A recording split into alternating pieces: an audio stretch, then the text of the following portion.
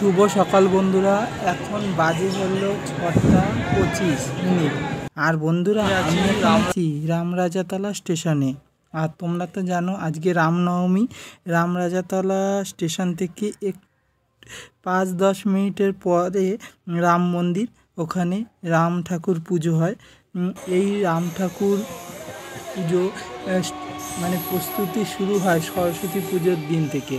এই 2 মাস ধরে ঠাকুর গড়া, ঠাকুর রং করা সমস্ত কিছু হয়ে আজকে এই দিনে রামনবমীর দিনে রামরাজাতলায় রাম ঠাকুর পুজো হয়। বহু দূর দূর থেকে বহু মানুষ আসে, তোমাদেরকে দেখাবো সেই সব ভিডিও। চলো বন্ধুরা, দেখতে থাকো। বন্ধুরা, কাল রাত থেকে এই স্টেশন মানে প্ল্যাটফর্মে পুরো বসে যায় রাম পুজোর যেসব মানে ফল, ধূপকাঠি, মোমবাতি, সিঁদুর, পদ্মফুল। কাল রাত থেকেই এরা সব নিয়ে বসে পড়ে, পুরো স্টেশনটা জুড়ে এরা বসে পড়ে। তোমাদেরকে তো দেখালাম।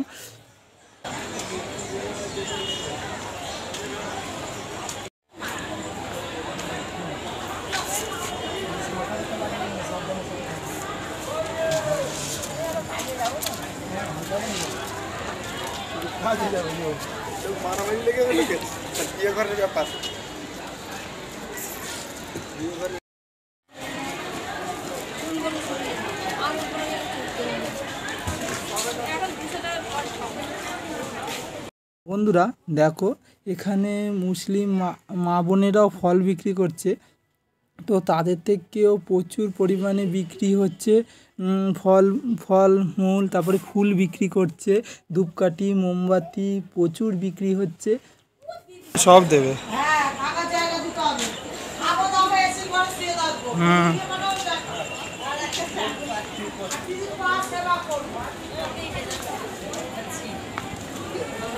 দেখুন লাইনটা একবার। আর মন্দির সেই এখান থেকে প্রায় হেঁটে গেলে 10 মিনিট। লাইনটা দেখতে পাচ্ছেন কত। বন্ধুরা, আমাদের মানে রামতলা স্টেশনে এত ভিড় হয়েছে, আর লাইন দেখুন, ওই দিক থেকে যাচ্ছে।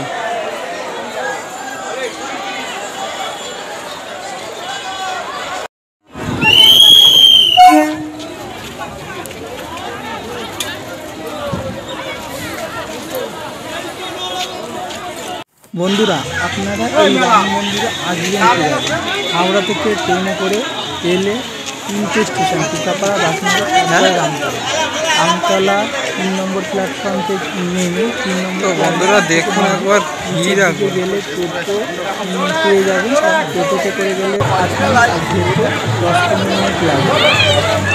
আর একটু হাওড়া থেকে বাসে করে আসেন, 72 নম্বর বাস করে আপনারা রামতলা স্টপেজ আছে, ওখানে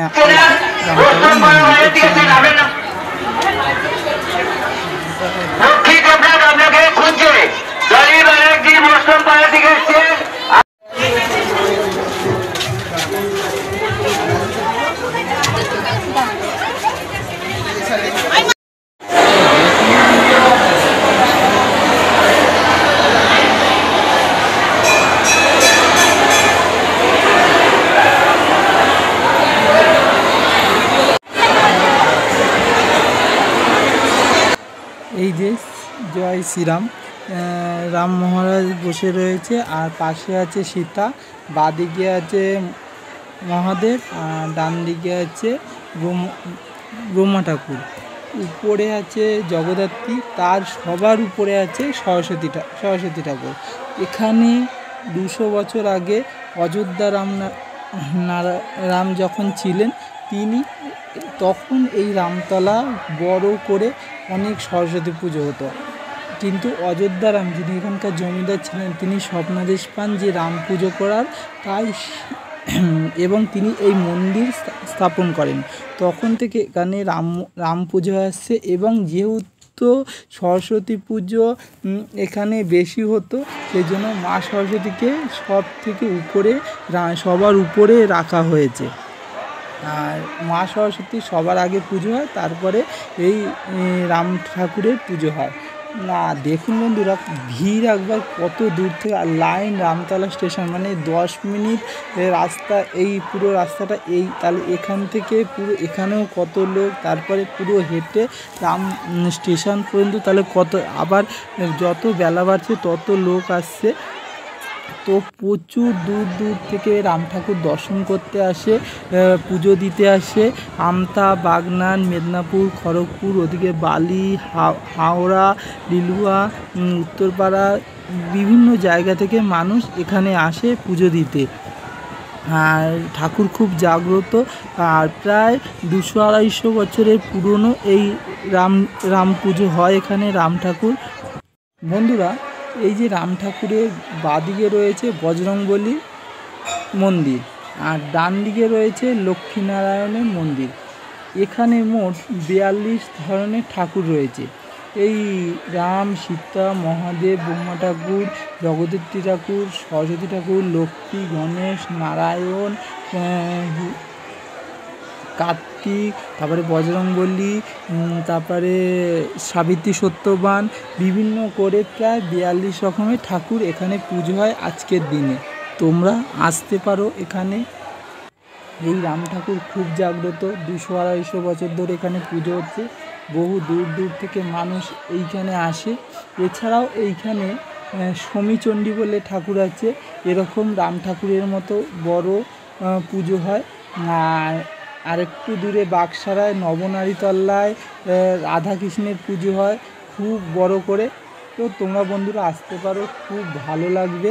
আর এই রাম ঠাকুর পুজোর দিনে যারা পুজো দিতে আসবে তারা এই রামনবমীর দিনে আসবে, বা অন্য সময়ও আসতে পারো। আর যারা দেখতে আসবে তারাও আসতে পারো এইখানে।